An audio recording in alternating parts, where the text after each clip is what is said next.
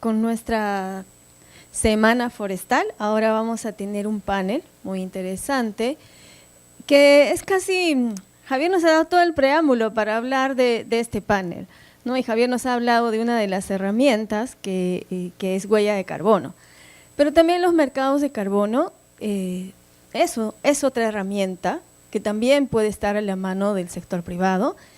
Y el día de hoy vamos a tener un panel muy rico con todo el grupo que está en el panel son personas que han estado implementando prácticas ya en el campo, experiencias que ya tienen bastante recorrido.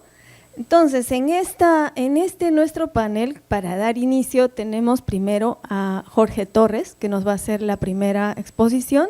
Jorge es gerente general en Pascay. Pascay es una empresa que se encarga de asesorar en temas de carbono forestal y es economista, tiene 28 años de experiencia ya en temas en la temática forestal y de cambio climático, y su trabajo ha también contribuido a nivel nacional e internacional a desarrollar elementos relacionados a carbono forestal en bosques. Entonces, sin más preámbulo, los dejo con Jorge.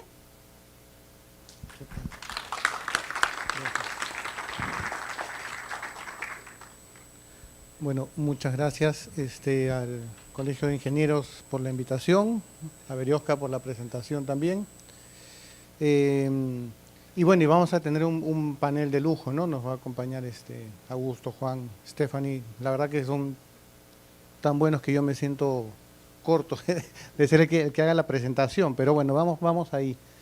Le titulé a esta presentación Carbono Forestal, ¿a dónde vamos? Yo le quería poner Quo Vadis, pero no estaba muy seguro de que todos se acordaran de cuando en Semana Santa veíamos las películas religiosas. Pero, y acá he intentado, digamos, hacer una presentación sobre cómo está evolucionando el tema.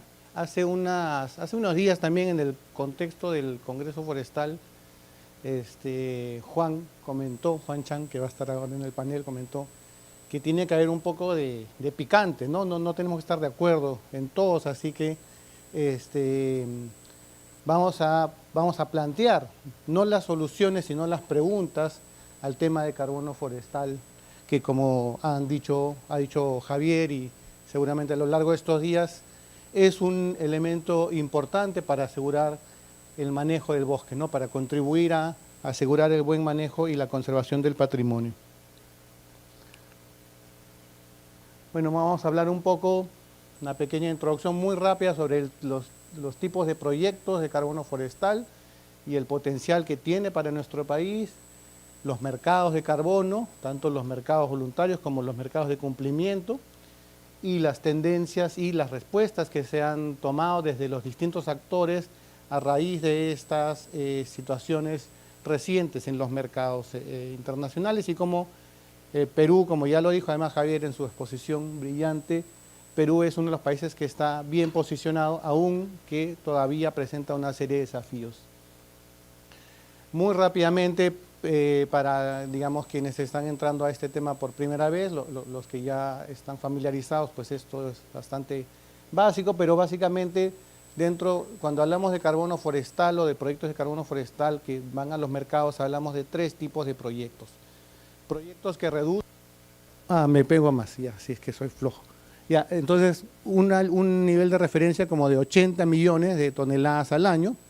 Lo que podamos reducir de eso se puede convertir en certificados de carbono, entonces no estamos hablando de poco, ¿no es cierto? O sea, creo que ahí hay un enorme potencial para desarrollar este tipo de proyectos. Estamos en una coyuntura complicada, pero como su nombre lo dice, es una coyuntura.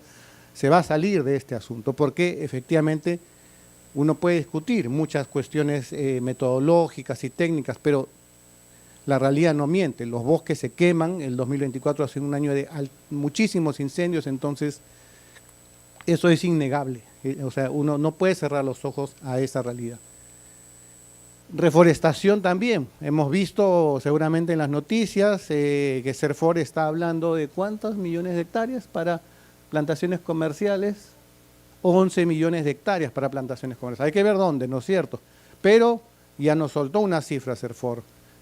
Profonampe, también nos va a acompañar Stephanie en el panel. Profonampe acaba de anunciar, bueno, lo anunció a inicios de año, pero él lo ha anunciado ya de una forma más estructurada, un fondo para reforestación, para proyectos de reforestación con financiamiento de carbón, el primer fondo para este rubro, para el tema de reforestación. Entonces, también se ve como un gran potencial. ¿Cuáles son los desafíos para hacer reforestación en Perú? Creo que eso es importante discutir. O sea, no es un tema únicamente de financiamiento, es un tema de tenencia de tierra, es un tema de atomización de la propiedad y de cómo se pueden desarrollar asociatividad para superar el tema de escala. Entonces, ahí hay un desafío de políticas, ¿no? En torno a eso. No sé si aquí hay colegas de Serfor, pero creo que es importante comenzar a conversar sobre cómo hacemos para que estos 11 millones de los que habla Serfor sean una realidad y no solamente una aspiración. Perú, ya lo dije hace un momento, lo había dicho Javier también, Perú no está mal, o sea, uno siempre se queja, ¿no?, de que en este país todo se hace mal, pero no todo se hace mal. Perú es el segundo país en proyectos de carbono forestal. Tiene un tope porque efectivamente las áreas que se han desarrollado para proyectos de carbono forestal son áreas grandes, ¿no?, áreas naturales protegidas, donde con quien hay que hablar es con el CERNAP, o grandes concesiones forestales, ¿no?, como la del Grupo Toronga, la del Grupo Maderacre, en fin. Ya no quedan mucho más áreas grandes, ¿no es cierto? Lo que queda es comunidades pequeñas, lo que queda son concesiones pequeñas. El desafío de trabajar con ellos es importante, y plantea un esquema distinto. Bueno, entonces en línea con eso hay proyectos, ¿no? Hay estos conjuntos de proyectos, estamos hablando de proyectos en diversas tenencias de tierra, sobre todo áreas naturales protegidas y concesiones forestales grandes, pero también hay proyectos en concesiones agrupadas, ¿no? El modelo de bosques amazónicos y otros modelos más. Son modelos donde lo que se ha buscado es generar una asociatividad. Creo que hay mucho que aprender de esos modelos, ¿no? Y en reforestación pues mucho más, porque en reforestación el gran problema no solamente es, o el gran desafío, más que problema, el gran desafío no solamente es que la propiedad es de pequeña escala, sino que encima no está asociada. O sea, la producción, los cacaoteros, los cafetaleros, los distintos grupos de agricultores y ganaderos tienen un nivel de asociatividad que está en cuánto, en 10, 11, 15% a lo mucho. Entonces, ¿cómo hacemos para trabajar y para impulsar proyectos de reforestación? Ojo, reforestación incluye agroforestería, incluye silvopastura, pero ¿cómo hacemos para trabajar con ellos, con los que no están asociados ni siquiera a un gremio, a una cadena productiva? Y bueno, y los mercados, ¿no? Vemos aquí el mercado voluntario, ¿no? Es fuente de Ecosystem Marketplace. El mercado voluntario tuvo una, ¿cómo se dice?, corrida de caballo y parada de burro, ¿no? Tuvo un crecimiento exponencial enorme hasta el año 2022-21, y de ahí, a raíz de una serie de cuestionamientos a la calidad de los créditos de carbono, en algunos casos con base y en otros casos no, ha tenido un frenón, ¿no? Un frenazo muy fuerte, del cual no ha logrado recuperarse hasta el año 2024.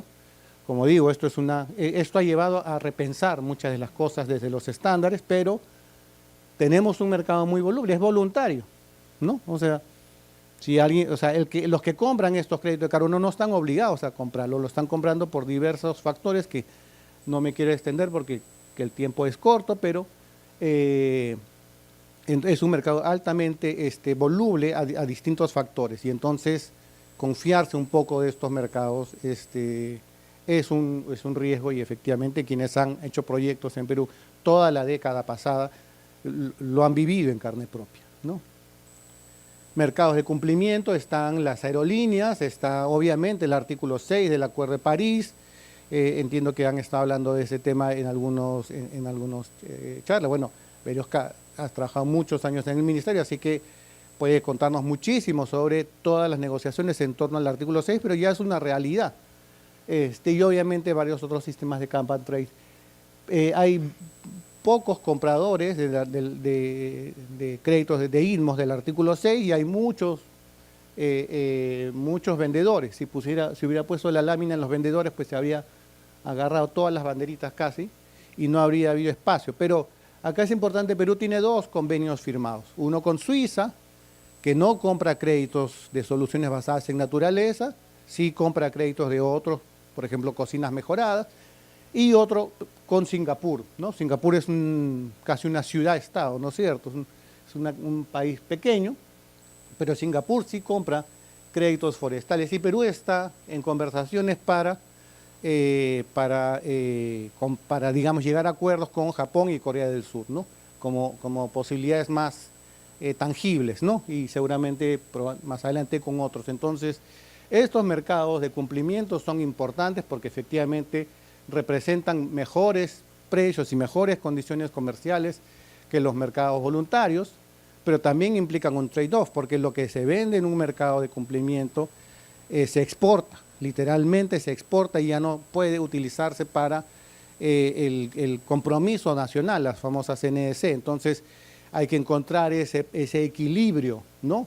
Ese equilibrio entre el uso estratégico de los mercados de cumplimiento para generar recursos importantes para incrementar la ambición. Y ahí, bueno, Juan Chan, que ha trabajado mucho en este mundo, creo que nos va a poder compartir algunas ideas y algunas orientaciones sobre este tema, ¿no? De cómo usar inteligentemente una combinación, una mixtura de estos 2 mercados, ¿no? Bueno, Singapur también en el marco del acuerdo con Perú ha ido desarrollando sus qué estándares van a ser permitidos, qué metodologías van a ser permitidas. Está permitida, bueno, Perú ha usado muchísimo, casi todos los proyectos en Perú, salvo uno en San Martín, usan el estándar Berra. Y ahora, bueno, Berra tiene una metodología para red y una metodología para RR. Las 2 metodologías ya están aceptadas por Singapur, con lo cual le abre la puerta a los proyectos actuales a avanzar. Hay algunas barreras metodológicas, en fin, que no quiero entrar en Honduras, pero es importante. Y de hecho hay un primer proyecto amazónico que ya forma parte de los proyectos que le han vendido a Singapur y acaba de salir un anuncio en una nota de prensa del MINAM de que se hace una llamada a más proyectos para que puedan postular a esto. Entonces, es importante este tema del uso estratégico de los mercados, ¿no? O sea, cómo balanceamos cuánto va a mercado de cumplimiento, cuánto va a mercado voluntario, considerando este trade-off entre mejores precios en un caso, pero a la vez tener que resignar la CNDC y viceversa, ¿no? Entonces es un debate importante sobre el cual creo que podemos usar el tiempo que tiene este panel para entretenernos con eso. Pero bueno, a raíz de estos cuestionamientos ha salido esta iniciativa del Consejo de Integridad de los mercados voluntarios de carbono, el ICBCM, sus 10 Core Carbon Principles, ¿no? Los principios fundamentales que cualquier proyecto de carbono debe tener para asegurar la calidad de los créditos, para que estas críticas, sobre las cuales no me quiero explayar nuevamente por razones de tiempo, pero estas críticas tengan una respuesta no de negación, sino de las tomamos y mejoramos la calidad de los proyectos, la calidad de los créditos y seguimos atrayendo inversión privada climática, ¿no? Hay 10 principios de carbono, creo que esa es una de las respuestas más ambiciosas y serias ante esta situación. Ahí también me gustaría que podamos conversar un poco sobre eso. Las metodologías, bueno, y obviamente esto se ha operacionalizado en ciertos estándares y metodologías que están permitidos, o sea, no es solamente 10 principios declarativos, sino estos principios, el Consejo de este ICBCM ha ido progresivamente evaluando qué metodologías y qué estándares cumplen con sus 10 Core Carbon Principles y por lo tanto pueden tener esa certificación. Entonces yo creo que ahí también es importante como respuesta de los mercados a las críticas que han tenido, ¿no? Y luego tiene todo este avance en enfoque jurisdiccional, ¿no? Ya obviamente había un estándar jurisdiccional desde hace muchísimo tiempo, no había avanzado, pero en los tiempos recientes hay una tendencia, hay una preferencia de algunos de los compradores por créditos jurisdiccionales. De hecho, Perú también, habrán visto las noticias, algunos quizás, ha hecho este anuncio de esta red jurisdiccional indígena. Ahí también creo que podemos hablar un poco sobre este tema. Pero bueno, hay estos estándares jurisdiccionales. En el entorno de estos estándares jurisdiccionales hay varias discusiones. ¿Cuál es la escala más apropiada? ¿Es la escala de bioma? ¿Es la escala, digamos, de una unidad administrativa, llámese departamento o región, qué sé yo? Y además también hay toda una discusión en torno a estos programas jurisdiccionales sobre cómo se construyen las líneas base. Hay una línea base, en general se usa el promedio histórico de los últimos 5, 6, 7, 4, 5, 6 años, ¿no? Un poco variable ahí dependiendo del estándar, pero también hay la posibilidad de que las líneas base o los niveles de referencia puedan basarse en un promedio más un plus, que es en el caso de que la jurisdicción sea una jurisdicción clasificada como HFLD.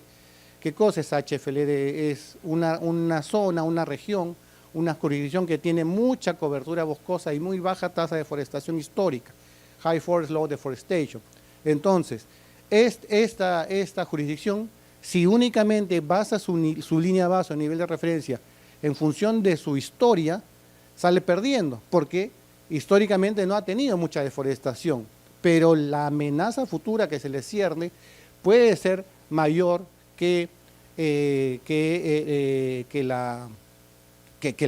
su historia, ¿no? Y de hecho, si uno mira, acá me hubiera gustado poner los mapas de Madre de Dios y San Martín, porque es muy clarísimo, es muy claro cómo Madre de Dios tiene una deforestación creciente en la década pasada y San Martín tiene una deforestación decreciente.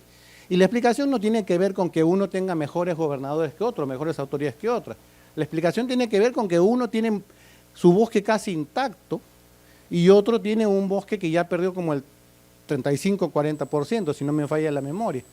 Entonces, hay una realidad evidente, pero hay muchos mercados que no aceptan este concepto de HFLD. Entonces, si vamos a ponerle un poco de ají al panel, conversaremos sobre esto también. Y obviamente sobre el tema jurisdiccional, pero también el país ha avanzado muchísimo. Perú ya tiene sus 4 pilares para red, que es contar con una estrategia nacional sobre bosques y cambio, una estrategia nacional, que es su estrategia nacional sobre bosques y cambio climático, tiene un nivel de referencia, de hecho tiene 2, tuvo una para el 2015 al 2020 y tiene otra que entra en vigencia el 2021. Tiene un sistema de monitoreo de cobertura de bosques ya completo y tiene un sistema de salvaguardas, se ha hecho un primer reporte de salvaguardas. Entonces Perú ya cumplió la tarea, pero hace tiempo. La última ha sido la de salvaguardas, pero ya ha hecho la tarea. Y no solamente ha hecho esta tarea, ha avanzado en el RENAMI, que ya seguramente lo han hablado, pero es un registro muy importante porque también parte de los cuestionamientos es la doble contabilidad. Pero si tenemos un registro oficial donde hay que inscribirse, si quieren, digamos, si quieren poder mostrar que el gobierno está dándole un reconocimiento, ya tienen donde hacerlo, que es el RENAMI. Y tiene este proceso de anidación, ahí hay un tema, hay unos temas con Berra que están viéndose, pero es importante, Perú ha hecho mucha de su tarea y eso es algo que yo creo que hay que destacar porque sienta las bases. Por supuesto que hay que hacer más cosas, hay que ser más agresivos en cuanto a la búsqueda de mercados, ¿no? Hay que acelerar las conversaciones con Corea del Sur, con Japón, que esa es la última, Boris.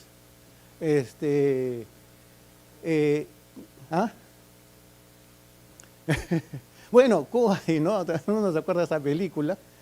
Y yo decía, bueno, pero ahí pues efectivamente se está quemando la ciudad, bueno, acá se está quemando la selva, ¿no es cierto? Entonces hay que hacer algo, hay que hacer más de lo que se está haciendo, se han hecho cosas. Uno siempre puede ver el vaso medio vacío, el vaso medio lleno. Yo creo que hay que ver el vaso medio lleno, pero pero hay que terminar de llenarlo, ¿no es cierto? O sea, hay que ser más agresivos en esta articulación, en este trabajo articulado en el sector público, sector privado y sector público entre todos los niveles de gobierno. O sea, el Perú es un país que ha avanzado en un proceso de descentralización. No, los gobiernos regionales, los gobiernos locales no se pueden quedar fuera de esto porque simplemente tienen las competencias forestales y agrarias, entonces tienen que estar sentados en la mesa en un rol protagónico.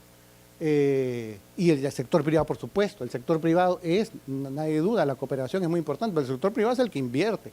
O sea, la empresa privada que se la juega y pone plata, tiene que estar sentado en conversar las reglas de cómo construir las reglas de juego.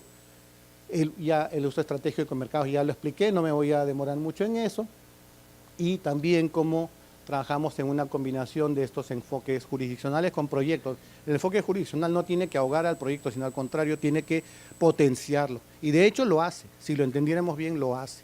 Entonces yo creo que hay que también abordar esa discusión y finalmente pues todo lo que la ciencia pueda aportar y la investigación de data dura, de data de campo puede aportar a construir mejores niveles de referencia.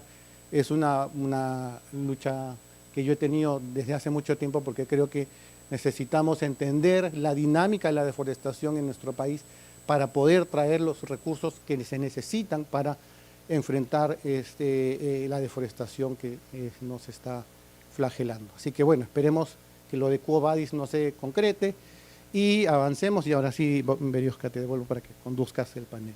Gracias.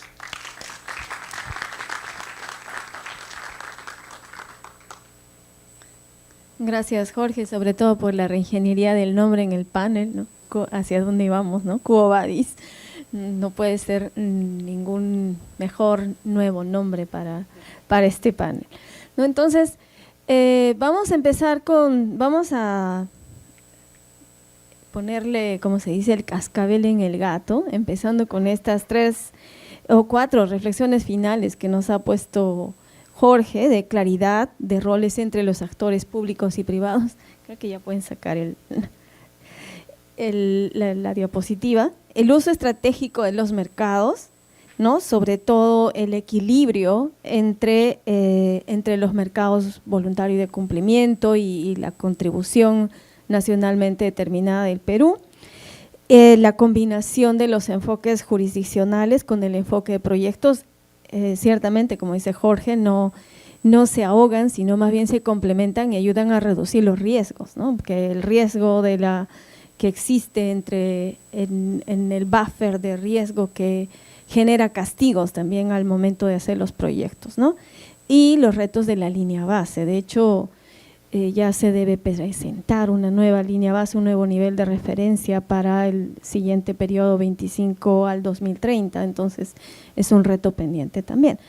Vamos a dar pase al panel y en el panel me acompaña, como mencionó ya Jorge, un panel de lujo. Tenemos primero a Augusto Mulanovich. Augusto es director de Conservation Strategy Fund, ¿no? Augusto es ingeniero forestal, también tiene 25 años de experiencia en el sector y actualmente en su rol precisamente viene evaluando, ¿no? Estos nuevos incentivos y mecanismos financieros económicos. Adelante, Augusto, por favor, aplausos. ¿Qué es eso?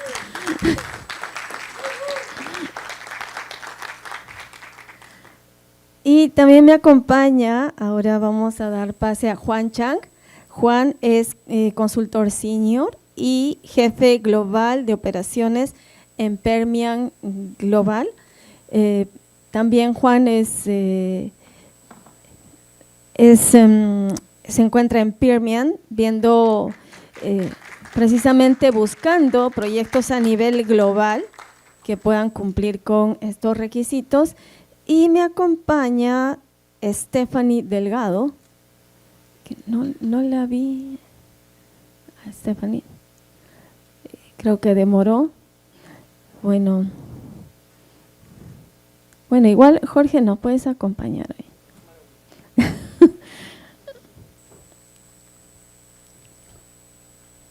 Bueno, entonces vamos a hacer una pregunta a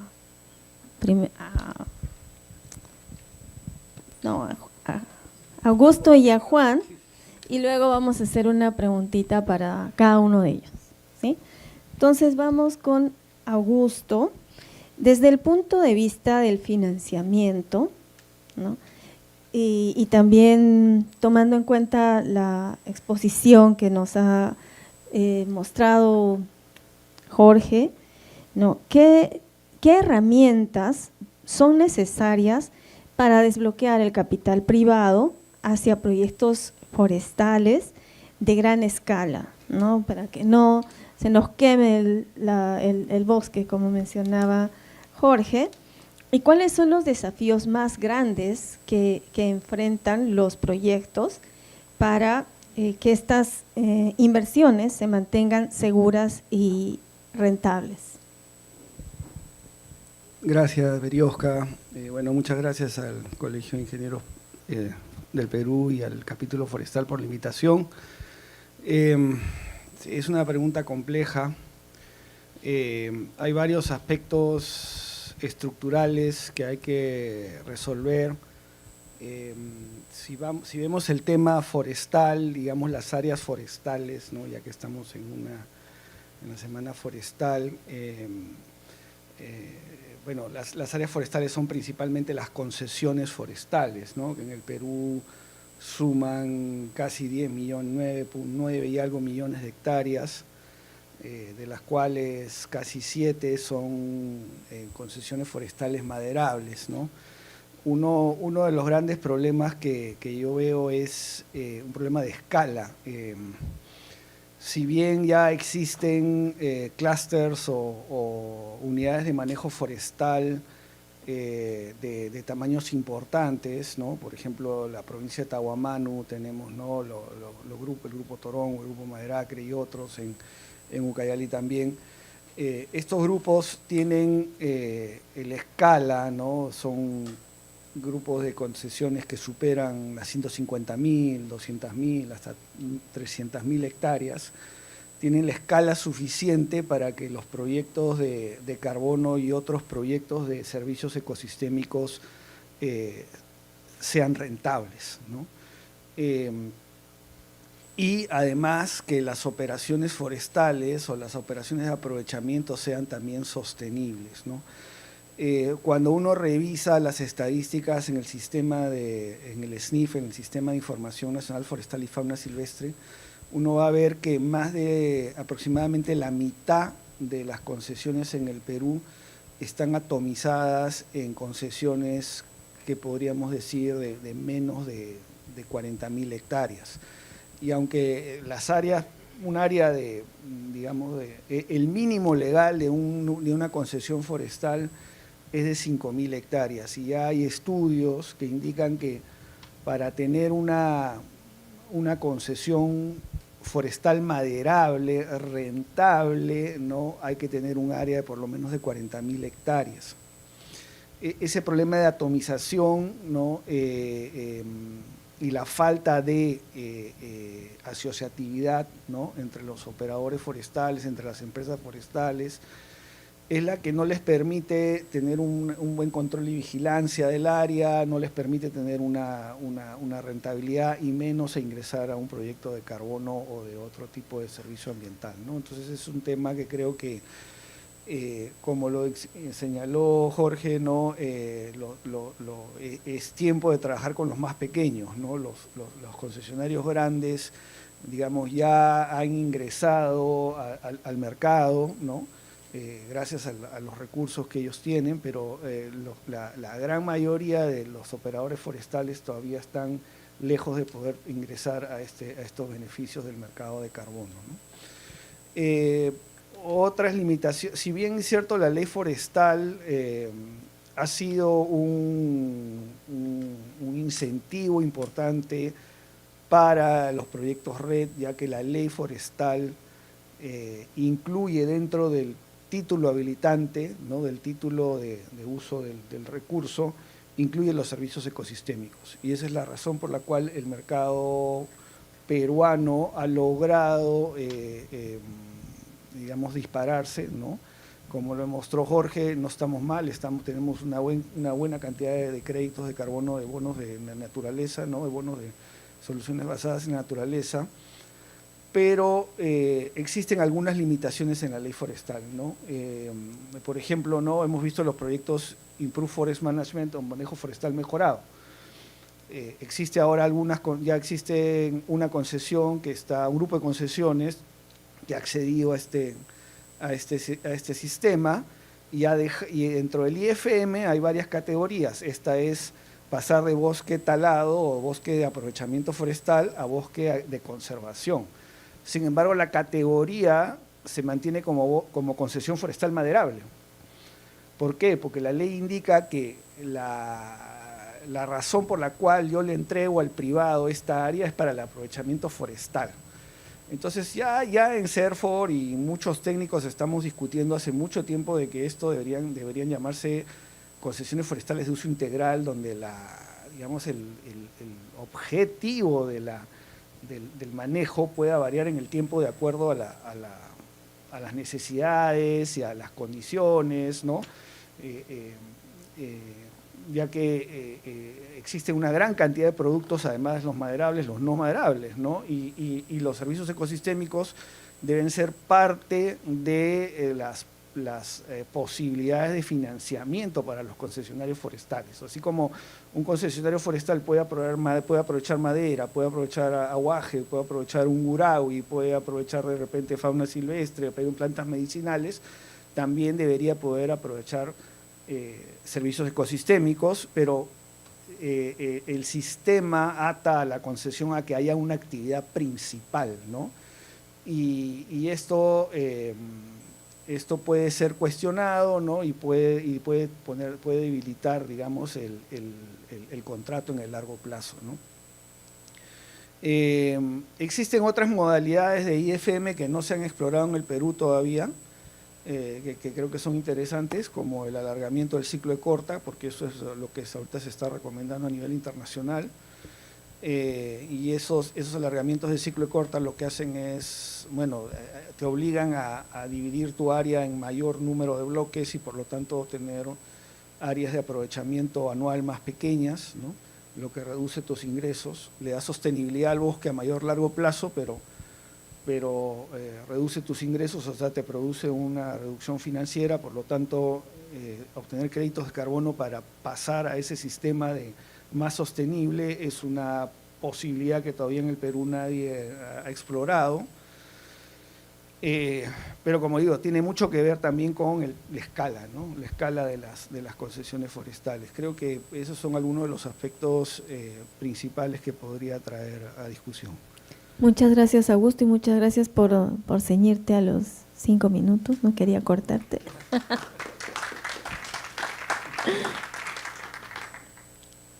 Ahora tenemos a Juan. Juan, algo más como para Permian.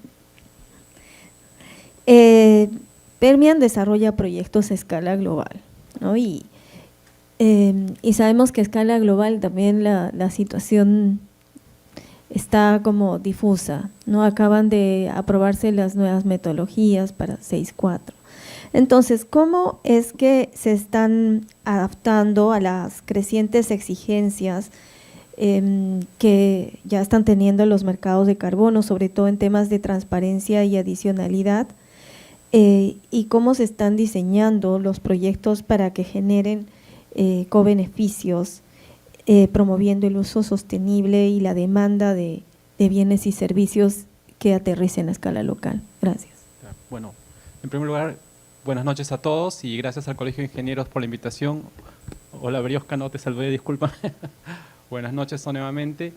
Nuevamente, también me disculpo por el atuendo, me vine directamente, estaba de viaje, dice que me vine directamente, así que por favor, mis disculpas. Bueno, sobre el tema, les cuento sobre la empresa en la que yo trabajo ahora, se llama Permian Global, es una empresa que se dedica a invertir, es un fondo de inversión que invierte en estos proyectos de carbono.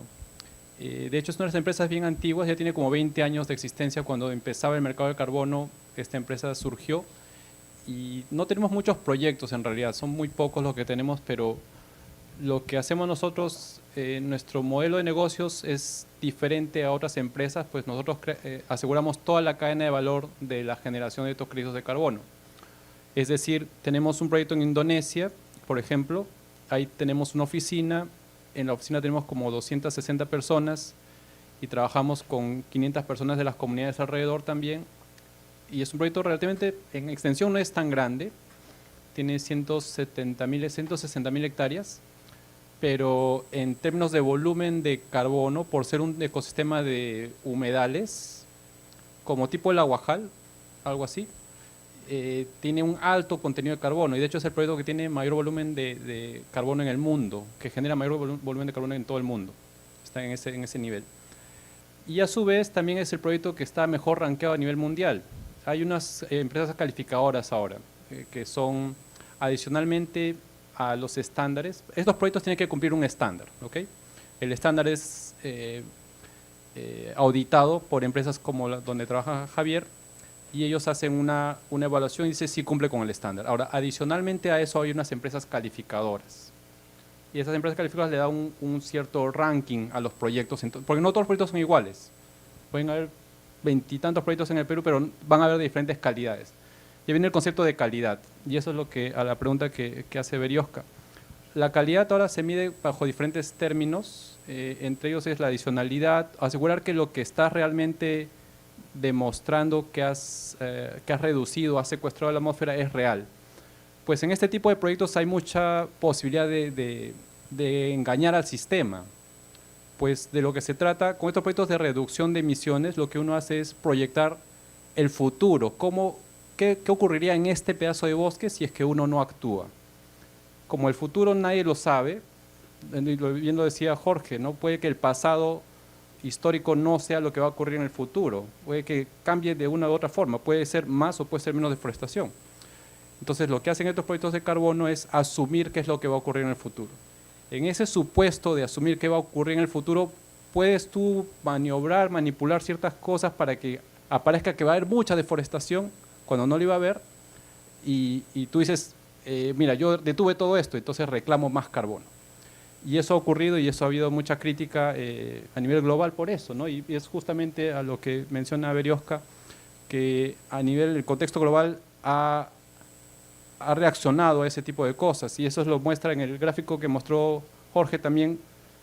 El volumen de carbono y los precios subieron un montón hasta el 2021-22 y de pronto se cayó. Y se cayó por los proyectos RED, principalmente. Hay un par de bien famosos, uno en África, Cariba se llama, que vendió sus créditos de carbono a Porsche, a Cartier, ¿no? De estas marcas de lujo, ¿no? De Europa, que para ellos la reputación es muy cara, la reputación. Ellos se habían comprado créditos de un proyecto que había inflado, que no era cierto lo que estaba vendiendo. Entonces, al ser un mercado voluntario, dejaron de comprar. Y eso hizo que se cayeran los precios, se cayera la demanda. Entonces, lo que ha pasado hoy en día es que aún hay demanda, pero se ha concentrado en proyectos de calidad. O sea, si bien a nivel global se ha reducido la demanda, hay menos compradores de pronto por evitar la crítica. Esto es otro tema también importante. Mira, las empresas que compran el carbono hoy en día lo hacen de manera voluntaria en la mayoría de los casos, pero también son las más criticadas cuando ocurren este tipo de cosas. Si es que compran de un proyecto que no era cierto, las van a criticar. Entonces lo que han hecho es, mejor no compro, pues no hago nada. Entonces, así no, es peor. Entonces la reacción ha sido peor del mal que se había generado. O sea, y eso es lo que estaba ocurriendo. Sin embargo, como decía, hay todavía empresas que tienen demanda. Amazon, se acaba de crear una coalición de Google, Microsoft, Meta, que se llama Symbiosis Coalition. Pero tienes a todos, a Unilever, Uber, Airbnb, todos están ahí metidos en el tema de comprar carbono hoy en día. Y ellos están enfocándose en proyectos con alta calidad. Y hoy en día estas empresas calificadoras te ponen en ese ranking. Entonces ya no basta cumplir con el estándar ni que el auditor te diga si cumpliste, sino en qué ranking estás, para que estas empresas que compren estén más seguras de lo que están comprando y no estén expuestas a estas críticas. Entonces, en nuestro caso hemos hecho eso. Nosotros nos hemos enfocado en pocos proyectos Y de hecho, modestia aparte, los dos proyectos más rankeados en el de manejo forestal mejorado, el de nosotros en Malasia también es el primero en el mundo, con el mayor ranking. Es el primero en Malasia también. El que tenemos en Indonesia también es el mayor rankeado en el mundo y es el que tiene más volumen a nivel global. Y así estamos haciendo pocos, más calidad que cantidad. Esa es la respuesta. Muchas gracias, Juan. Y ahora esta es la pregunta para los tres. Sí, aplauso.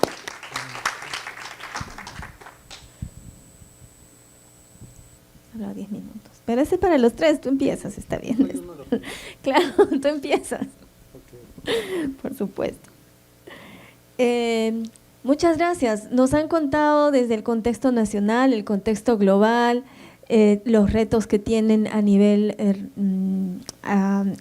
normativo, inclusive ha mencionado Augusto el nivel normativo, los asuntos de la línea base, hemos visto temas sobre integridad ambiental y ahora toda la complejidad de todo el ecosistema de las personas que participan en los mercados de carbono. Hemos podido ver desde el lado de los de la oferta, la demanda, las certificadoras, los verificadores y los calificadores. Entonces, con todo esto, lo que quisiera que me cuenten, si pudieran escoger al menos una acción que el Perú tenga que hacer en los próximos 2 años para posicionarse como un líder regional para el mercado de carbono, ¿no? Para el mercado forestal que estamos tratando el día de hoy, ¿qué escogerían y cuál es el rol que el profesional ingeniero forestal debería jugar? Empezamos con Jorge. Gracias. Yo creo que lo principal, coincido ahí con Juan, es desarrollar proyectos de calidad. Cuando tú haces algo bien, el mercado, no sé, pues igual haciendo el paralelo con la universidad, te va a premiar, ¿no? Te va a poner una buena nota, ¿no? Entonces lo que hay que desarrollar son proyectos de mucha calidad. Y ese es el principal desafío. El principal desafío es conocer la realidad del Perú, conocer la realidad forestal, ¿no? Como hablábamos hace un rato, las grandes áreas ya están desarrollando proyectos, quizás quedan algunas por hacerlo, pero la mayoría de las grandes áreas ya están desarrollando proyectos. Las áreas pequeñas, no. Las comunidades nativas, no. Las concesiones forestales pequeñas, no. Los agricultores, no. Y no lo hacen por un tema de escala y por un tema de que es un reto trabajar con ellos. Entonces, creo que el rol del ingeniero forestal es salir a su realidad, conocerla, empaparse, involucrarse y sentirse parte de este país, ¿no?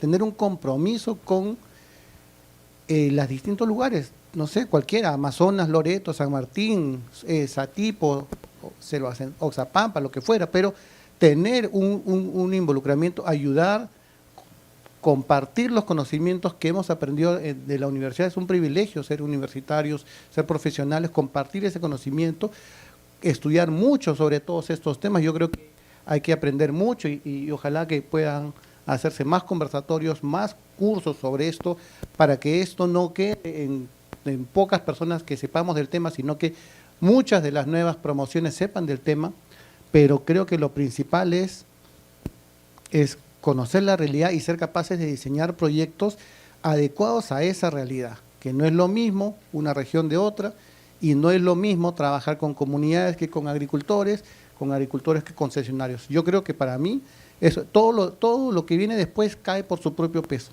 a mi modo de ver. El mercado va a caer por su propio peso. Por supuesto que es muy importante el rol del Estado y ahí es importante tener esa articulación para que el Estado pueda crear un entorno favorable a la inversión, ¿no? Creo que también ahí aquellos profesionales egresados que van a ir a trabajar el Estado, es importante que entiendan que el Estado no es nada sin la sociedad civil y sin el sector privado. O sea, no es que están al frente en oposición, son parte de un mismo equipo. el Estado y el sector privado tienen que ser parte de un mismo equipo empujando el barco en una misma dirección. Entonces, bien que vayan a escoger el camino del sector público o que vayan a escoger el camino del sector privado, creo que tiene que haber ahí un compromiso muy fuerte con la gente, siempre, sea como funcionarios, sea como personas que están en el sector privado. Para mí es eso. Gracias. A ver, ¿qué hacemos para que el Perú sea un pionero, no? Algo así era. Líder, Un líder en este proceso. Bueno, el Perú tiene varias ventajas para empezar, ¿no? Es el segundo país con mayor cantidad de bosque amazónico en la región. A nivel global también es uno de los países con mayor cantidad de bosque tropical. Tenemos relativamente baja deforestación, relativamente. Entonces se presentan muchas oportunidades para que lo sea. Digamos, naturalmente ya es propicio para ser un pionero. Lo que nos falta es la acción. A mí lo que me genera mucha ansiedad, mejor dicho, lo único que me genera ansiedad nada más, es que la acción no va de la mano con el discurso. Y estos temas los venimos hablando desde que yo era estudiante. Pues el tema de la deforestación y el desarrollo lo venimos hablando desde que yo me acuerdo de algún artículo que habré leído pues en los 80, creo que ya se hablaba de estos temas, y hasta ahora pues cuando uno viaja hacia nuestras regiones, hacia la Amazonía, no ves los cambios. Y no es por falta necesariamente de fondos. O sea, yo también he tenido la oportunidad de trabajar en la parte de la cooperación internacional y veía, al menos desde mi pantalla, la cantidad de fondos que salían, pero tú vas a la realidad, no cambia. Entonces, yo creo que ahí estoy muy de acuerdo con Jorge. Aquí lo que tenemos que ser más pragmáticos es acción y sin temor a equivocarnos, porque ¿qué es lo peor que puede ocurrir? ¿No? En estos temas de carbono y mercados. Lo que está pasando es que está llegando fondos con un objetivo de mejorar las condiciones para que haya más áreas de conservación, más restauración, etcétera. Entonces, si ponemos muchas regulaciones, muchas trabas, vamos a hacer que limiten ese flujo de financiamiento que va a permitir que se den esas acciones. Y hay que dejar que las cosas ocurran, ¿no? El tema jurisdiccional que mencionaba Jorge, a mí me parece que eso es interesante. También se viene discutiendo hace como 20 años. ¿Qué significa ese tema jurisdiccional? Significa, históricamente, estos proyectos de red de carbono se han hecho como proyectos, así bien focalizados. Entonces tengo una concesión forestal o una comunidad, tengo, no sé, 100.000, 10.000 hectáreas y hago mi proyecto. Pero estos proyectos están circunscritos dentro de un área geopolítica mayor, ¿no? Digamos una región, la región Ucayali, San Martín, etcétera. Y eso está dentro de un país. Entonces, ya sea la región Ucayali o el país, eso es una jurisdicción en este contexto de mercados de carbono. Y lo que se quiere es que haya más impacto, más acción y que se den resultados a esa escala jurisdiccional, ¿ya? Ese es el principio de estos enfoques jurisdiccionales. Pero nos la estamos pasando en discursos hace 16 años. De hecho, hubo un titular, eso es interesante, hace 16 años hubo un titular que decía que el Perú es pionero en la implementación del red jurisdiccional. Hace 16 años. Hasta ahorita no se implementa. O sea, ya se nos pasó el tren aquella vez, pero ahí podíamos haber sido líderes en ese momento. Pero nadie lo ha hecho en el mundo tampoco. O sea, tampoco es que haya muchos ejemplos, hay muy poquitos. Mozambique creo que tal vez lo ha hecho hace poco. Entonces ahí podríamos nosotros acelerar. Y lo que yo veo acá, unas limitantes para que eso ocurra es que te aseguro que en esta sala, incluso en este panel, si hablamos de un tema, digamos, jurisdiccional, cada uno de los cuatro acá vamos a tener un concepto diferente en la cabeza de qué cosa es, porque tal vez no hemos ido a lo más básico, ¿no? Digamos, ya tenemos que implementar esto, ¿cómo lo hacemos? Y después nos podemos enredar en los conceptos y demás, pero hay que empezar con la acción y luego ir mejorando los discursos, los métodos, pero acción es primero. Por ahí voy. Gracias, Juan.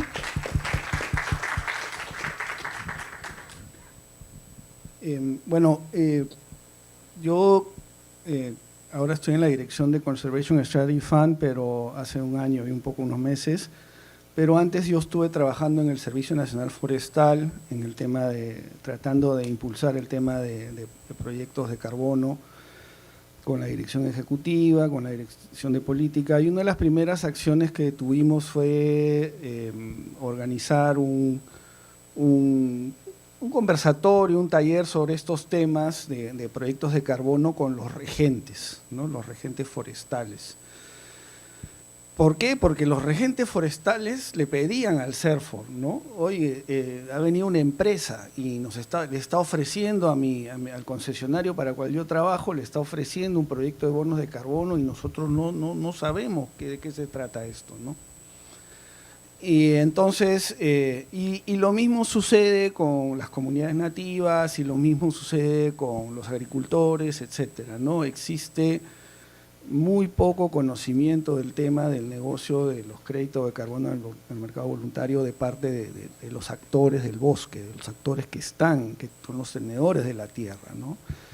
Y esa es una tarea muy importante, ¿no? La creación, la generación de capacidades y de entender qué implica un proyecto de carbono, ya sea para un sistema agroforestal, ya sea para una plantación forestal pura, ya sea para una concesión forestal maderable, para una comunidad nativa, ¿no? Uno de los grandes problemas de este mercado es que ha habido los denominados carbon cowboys, gente inescrupulosa que va y ofrece, firma acá rapidito, hermano, que te vas a ganar un dinero, y la gente sin conocer, sin saber lo que está, ¿no?, dando, ¿no?, firma, ¿no? Y eso conllevaba un montón de problemas. En Colombia, por ejemplo, se paralizó completamente un proyecto de red con unas comunidades nativas. Entonces, una de las formas para mitigar estos problemas de proyectos de baja calidad, de proyectos falsos, es que las propias comunidades, los propios concesionarios, los regentes, los ingenieros forestales se capaciten en este tema, ¿no? Por ejemplo, sería interesantísimo, ¿no?, proponer que dentro de la regencia forestal se enseñe también los temas de servicios ecosistémicos, los mercados de carbono, ¿no? Y ahora se vienen otro tipo, bueno, ahora hay merece de biodiversidad, hay créditos de biodiversidad, hay merece de agua, hay muchos servicios ecosistémicos, ¿no?, que se pueden aprovechar. El conocimiento de esto tiene que permitir incrementar el valor del bosque como bosque ante la alternativa, ante la amenaza, ¿no? Todos sabemos cuánto cuesta la onza, ¿cómo se llama? La onza Troy de oro, ¿no? Cuesta $4.000. Todos sabemos cuánto cuestan los minerales, todos sabemos, ¿no?, el precio de mercado de muchas cosas, pero no conocemos el valor real de nuestros bosques, ¿no? Tenemos que ver cómo generamos, cómo monetizamos, dicen los economistas, ¿no? Cómo metemos el valor económico de los bosques y de los servicios ecosistémicos en el sistema económico para que los actores mantengan el bosque en pie, ¿no? Que el bosque en pie sea lo que les da de comer, lo que produce el desarrollo de las personas, ¿no?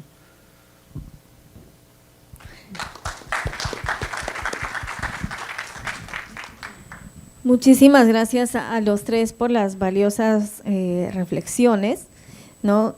Creo que hemos podido recoger primero el importante rol que tenemos o que tienen como profesionales de ingeniería forestal.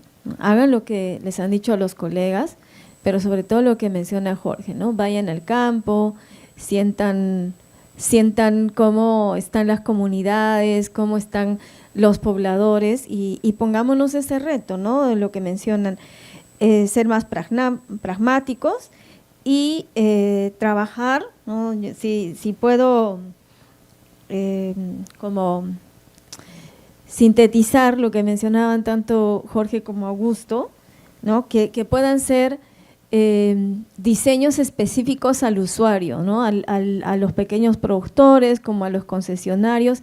cada uno no es un molde, ¿no? Los proyectos de carbono no pueden ser un molde que tratas a todos por igual, sino es como diseñado para cada necesidad y cada característica. Y no solamente pensar en el usuario, que es el que va a tener, ¿no?, el ofertante de los proyectos, sino el usuario que está internacionalmente y que es el que compra, ¿no? Porque nadie va a producir naranjas que nadie va a comprar, ¿no? Entonces es importante también pensar en la demanda, ¿no? La demanda está creciendo, tenemos, como dice Juan, tenemos los valores de la oferta en nuestro territorio, ¿no? Según tenemos una buena cobertura de bosques, tenemos, si nos comparamos con otros países en el mundo, es relativamente baja la deforestación, tenemos el marco legal que nos permite, y ahora falta conquistar a los mercados, ¿no? En el mundo, en los mercados de cumplimiento, los que más compran créditos de carbono son las aerolíneas, ¿no? Y en segundo lugar está Japón, y después vienen todos los demás, ¿no? Entonces, ¿cómo hacemos para llegar a estos compradores, ¿no? Muchísimas gracias, gracias al panel.